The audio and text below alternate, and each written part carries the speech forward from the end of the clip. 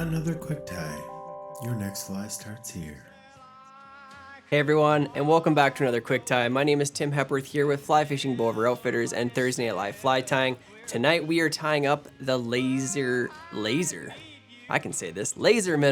Laser Minnow, great little pattern, cool streamer. Excited to take you through this one. A fairly simple pattern that turns out looking super good, which makes it super fun to tie.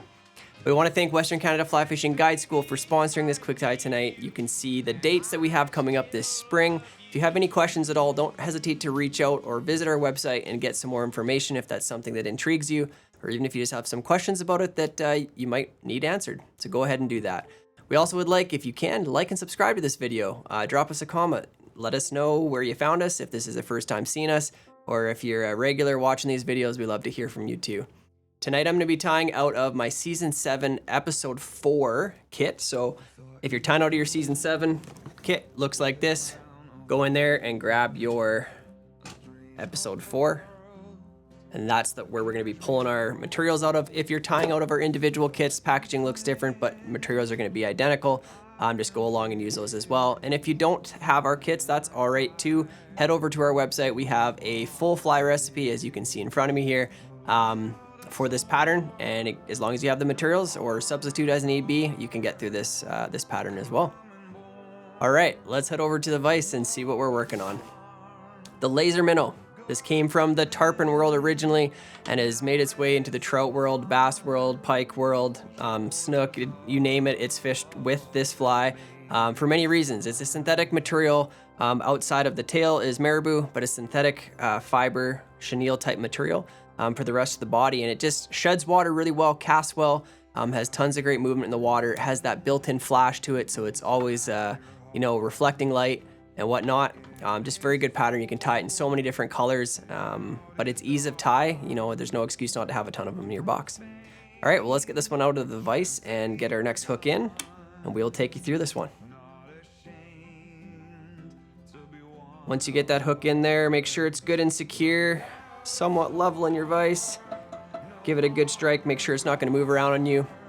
And we're going to go over to our thread. Tonight I'm going to be using some UTC 140 in black. That's what I'm tying this one. I'm going to start my thread just behind the eye and start working it back and down the hook shank. So I got that butt end covered up real good. I'll go ahead and trim that out. Any thread on this fly is going to be just fine. I'm using black simply because at the eye, when we build a little bit of a taper at the eye of the hook, it's just black is what we're going to see. But otherwise, your thread's going to be covered up the whole time.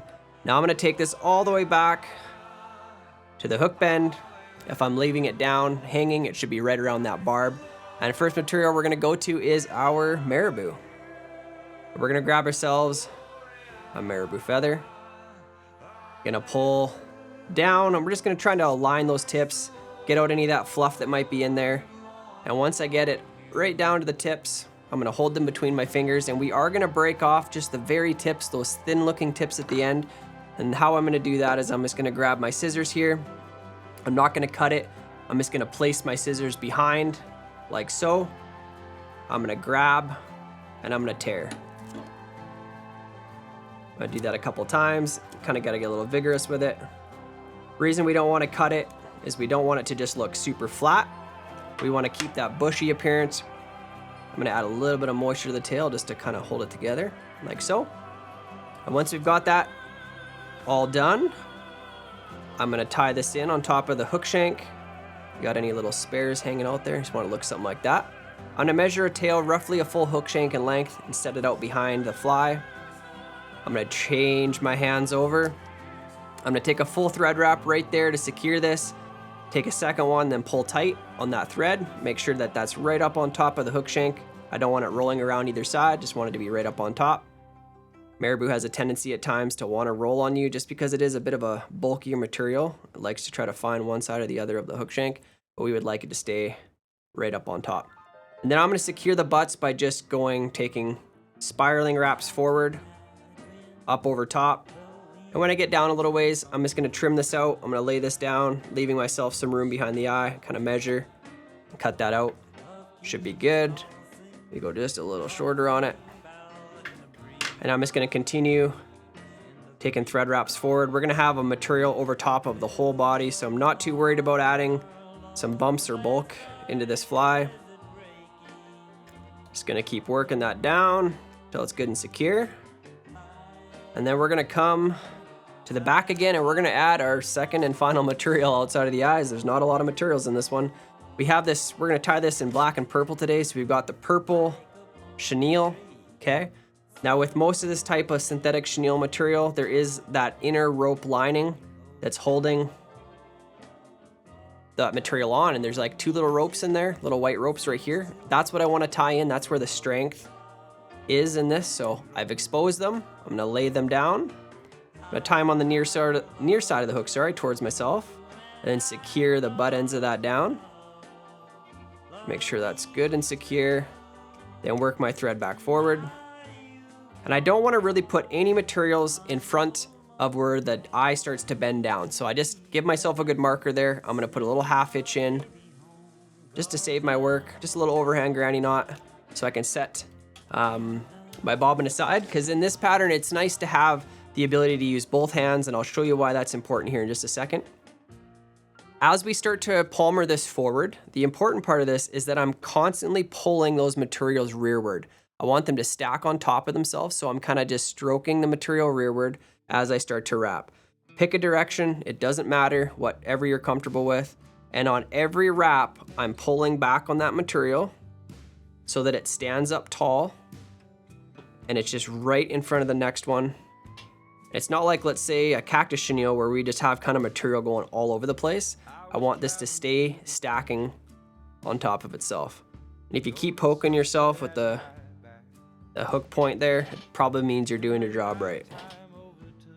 You're getting in there and you're pulling all those fibers back on each wrap. And we're just doing touching wraps all the way forward. Just keep pulling it rearward and stacking those tall all the way forward.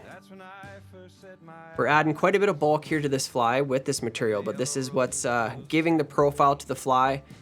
The kind of neat thing about this material is you can even trim it if you want to once the whole fly is done. If you have a shape in mind, instead of just leaving it kind of that raw appearance, if you have a shape you want out of it, then you just you go ahead and do that. It's a really neat material. And one of the best qualities of it is that it sheds water so well. So when you pick up the cast, the water is going to fall off this material, and you're not really going to feel like you have a big heavy streamer on. It's going to work real nice for you. So I'm going to take this forward just about to where I left my thread. Maybe get one more wrap in here. Right about there, we'll say. I'm going to bring my thread back over, and as always, thread wrap behind the material, thread wrap in front to secure. Repeat that one more time. I'm trying to kind of keep all those little pieces and fibers of that chenille pulled back away from the hook eye. I can snip that out. Now it is nice and bushy. I'm going to kind of just pull it back and forth, stand all those fibers up. If you got any trapped in there, that kind of helps them. You can also use a brush to do that as well. And then once I have it all pulled back from the eye, I'm just going to put a few more thread wraps down, creating a little dam towards the eye, and just bulking up the head a little bit. Just with a bunch of thread wraps right here. And then really the last thing we have to do is we're gonna whip finish this, and then we're gonna add our eyes to it. I'll show you how I'll do that. And like I said, at this point, if you wanted to come in here and trim a different shape into the head, anything like that, you definitely can with this material. You also can use resin, UV resin, to hold it back in a certain direction if you really want a more tapered look at the head. If you leave it a little more bulky like this, it's gonna move more water with the head than if I pull it back and were to resin it into that position. But whatever, there's so much versatility to this fly. What I'm gonna do is I'm gonna put a little taper into the head by pulling back, and I'm just gonna take my Bone Dry by Solarez resin, and I'm just gonna add a little drop, well, a little bigger drop than that. I'm gonna add just a drop right on top of that material. And then when I hit it with my torch, I'm gonna take a little pressure off with my hand so it stands up a little bit. and then hit it with the cure. And that's just gonna hold those fibers back a little ways and allow me to have a little easier time with the eye. Now in your kit, you're gonna have a whole bunch of these eyes as well, kind of on a little tape like this. We're gonna take one for each side. If you have any of these little pieces that are kind of out or intruding away that aren't around where you want to put your eyes, then just do a little trim them out of the way. We're gonna put our eyes behind the eye of the hook, and I turn my vise sideways because it's a little bit easier to work with. There's a couple ways of doing this. You could use something like Zap-A-Gap, and you could just put a dab of it on and then put the eye on top. You can also use UV resin and put a dab and then put it in the UV resin and cure it. That's the preferred method that I like to use. And then I add some UV resin on top of that as well. So I'm gonna take a dab of this UV resin. I'm gonna put it right on the side of the hook shank, just kind of at the edge of the front of that material. I'm gonna let it start to soak in there a little bit. Now these eyes are pretty tiny. They can be a little tough to work with, but I like to try to place it on with my fingers, kind of as close as I can get it. And then I'm gonna, actually that one went right where I wanted it to, so I'm gonna leave that there. I'm gonna hit it with my torch. That's gonna cure it and secure it for the first time. Then I'm gonna add a little bit more resin around it once I get the other one on. So it looks something like that. Okay. Now, what I wanna try to do is I wanna try to match it on the other side. That's the hard part. So you get your one on, and you're gonna wanna get your other one on in the exact same position on the other side if you can. It's not like the fish cares, but hey, if we're making our flies look good, we'll do our best to do it. So try to add your next one in. I'm gonna add my resin, and then add my eye. And if you need to, you can also come in here with the flat side of your scissors and readjust the eye where you want it. Right there, good. And I'm just gonna cure that. As you can kind of see looking at it from the bottom or from the top, you can kind of tell where both eyes are on top and bottom, so you know that they're even or not. Once that's cured, take a spin, get a look at it, like where those eyes landed. Now I'm just gonna add just the smallest bits of resin. I'm gonna go up over top of the eyes and just onto the edge of that synthetic material. This is gonna give a little bit more durability. Likely if you catch a very toothy critter with this or anything like that, those eyes are gonna be the first thing to go.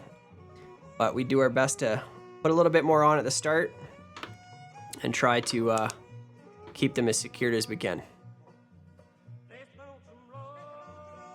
There we go, give that our last cure. And there you go, guys, that is the Laser Minnow. Not a super challenging pattern, but a very effective one. Definitely something to keep in your box. If you're hucking some meat or some streamers at trout or any other saltwater fish, definitely one of those flies that does not hurt to keep in the box in lots of variety of colors and sizes. All right, guys, again, my name is Tim Hapworth here with Fly Fishing Bow River Outfitters and Thursday Night Live Fly Tying. I want to thank you for joining us for this quick tie, and I want to thank Western Canada Fly Fishing Guide School for bringing you this quick tie tonight. Don't forget to like and subscribe to this video. Definitely drop us a comment to let us know what you thought of the fly, and if you were able to get some of these tied away and put in your box. Okay, until next time, we'll see you for another fly. Cheesy sign off. Yeah, this is 2 in a row. I'm not gonna have a cheesy sign off. Next week, I'll get you with a good one. Don't worry.